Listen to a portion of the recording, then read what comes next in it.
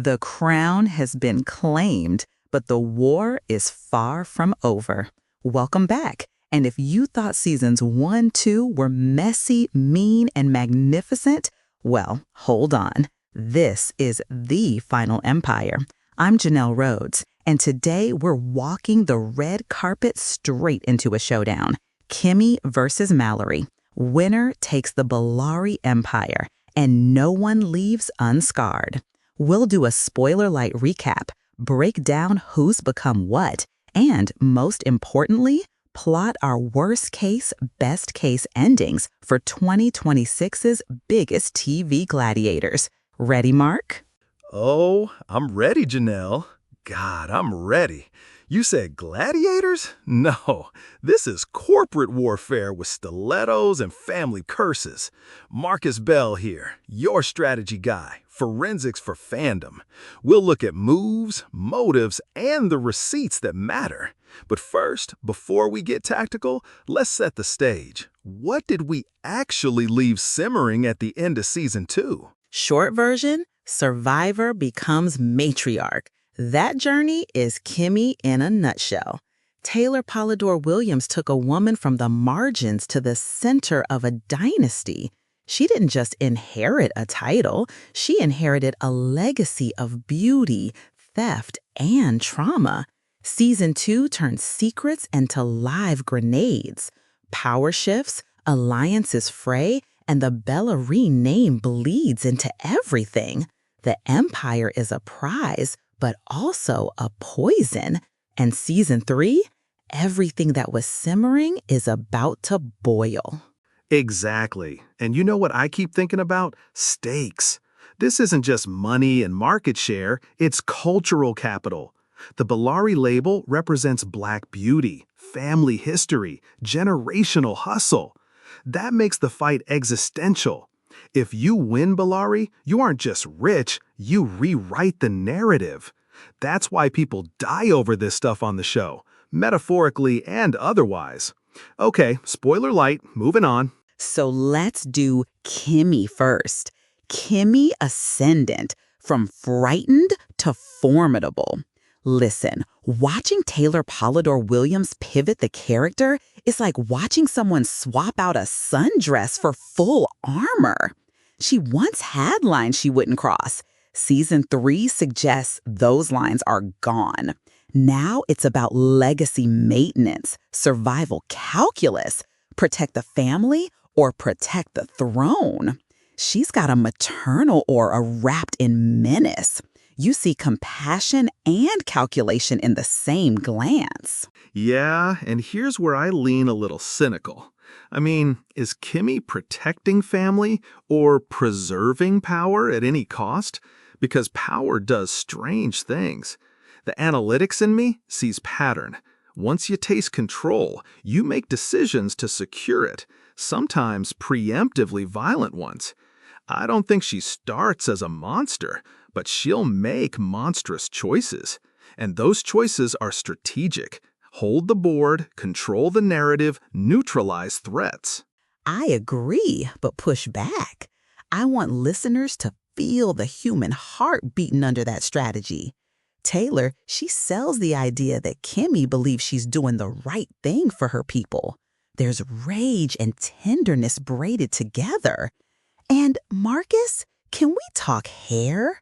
God, hair scenes on this show are never just aesthetics. They're rituals of power. Kimmy's grooming scenes are almost ceremonial now. Representation deepens the stakes. Oh, absolutely. Hair as policy? Love that. Now, Mallory. Mallory Unleashed. Vengeance in high heels.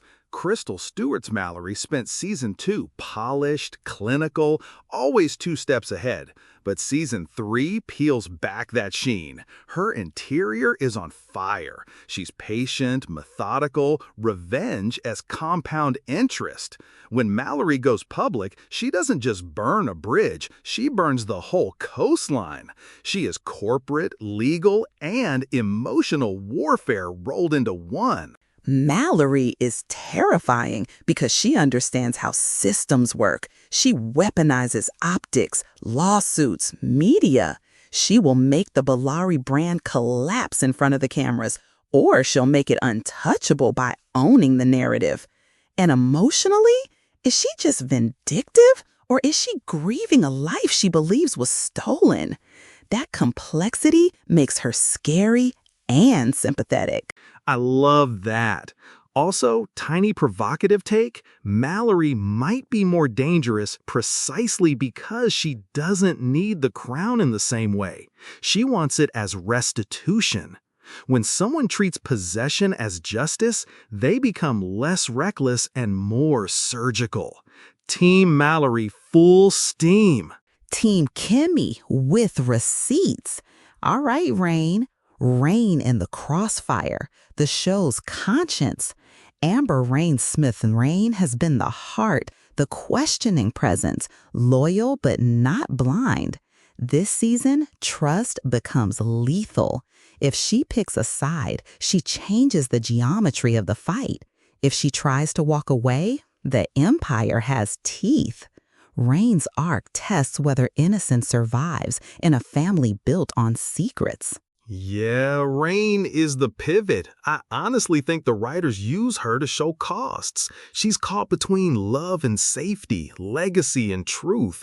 And this is where viewers get invested, because Rain could be the one to expose a thread that unravels everything. Or she could be the one who binds the family back together. Her choices are story critical. Let's zoom out. Empire in Blood, this is where the show asks the bigger questions. The Bellary name is a vessel for wealth, beauty, and trauma. It's also a business. Hostile takeovers, PR disasters, boardroom coups. Season 3 reportedly pushes those elements to the extreme. Weaponized scandals, financial blackmail, the sort of revenge economics Mark loves to chart. But there's a cultural layer. When a Black beauty brand is the battleground, power isn't only fiscal, it's symbolic. Right, and I want fans to watch for the small moves that suggest larger plays. Who hires whom? Which influencers go dark? Who gets a sympathetic op-ed? These are the chess pieces. The show's genius is it ties the personal to the corporate.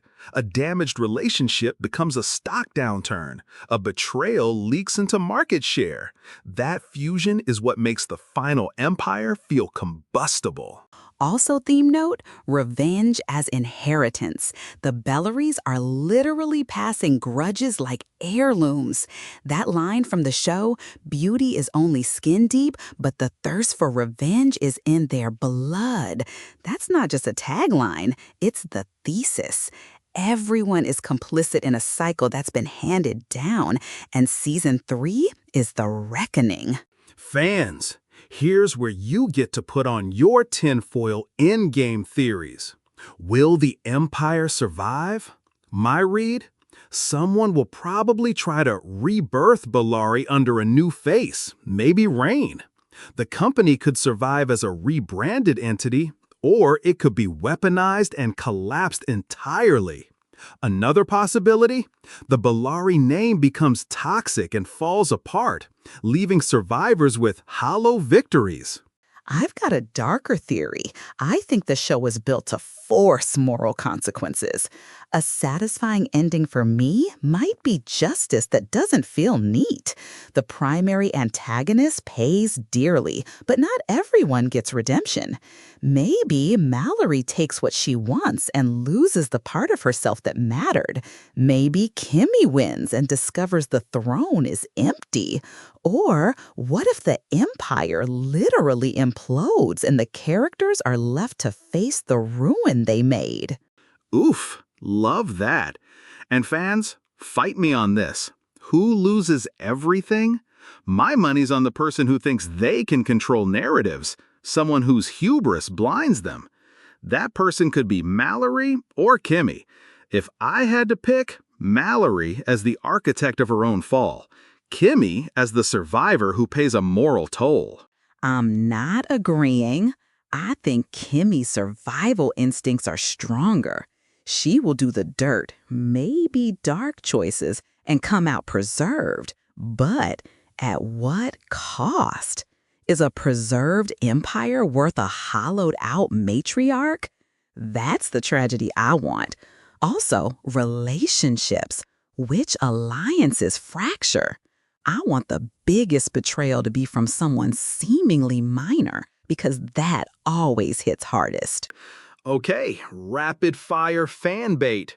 Who dies, who's exiled, who runs the company post-credits? You pick one for each. I'll go first. Dies, an elder who knows the true origin of Bellary. Exiled, someone goes to Europe with a forged identity. Runs the company, Rain, reluctantly. Dies could be a symbolic corpse that ties the family to the past. Exiled, I can see Mallory staged as a martyr abroad. Runs the company? Kimmy, but she's a different woman, colder. Listeners, we're playing with shadows, but these are the setups I'm leaning into. We should also talk tone. The final empire promises scandalous affairs, boardroom ambushes, and heart-stopping twists.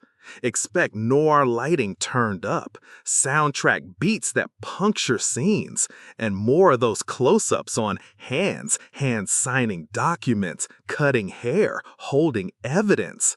The show's visual grammar is as much a character as the people. Yes, cinematic. And for superfans, rewatch seasons 1, 2 with these lenses. Hair, hands, reading patterns. Notice who's always off camera when key decisions happen. Watch for foils and small props repeated. These are the breadcrumbs. And remember, representational details matter. Black hair care culture, boardroom microaggressions, the weight of legacy, these are all story engines. Before we close, call to action for the clan. Rewatch, tweet your theories, make charts, and tag us. Also, mark your calendars. Season 3, The Final Empire, premieres in 2026. Rewatch now to catch every setup before the final chapter drops. In The Final Empire, crowns are paid for in blood. No one comes out clean. Expect scandal, expect ruin, expect somebody you love to make a choice that breaks your heart. But oh, what a ride. We'll be back with a deep dive after the first 2 episodes air. Until then, team loyalties, declare yourselves. Mark, final word?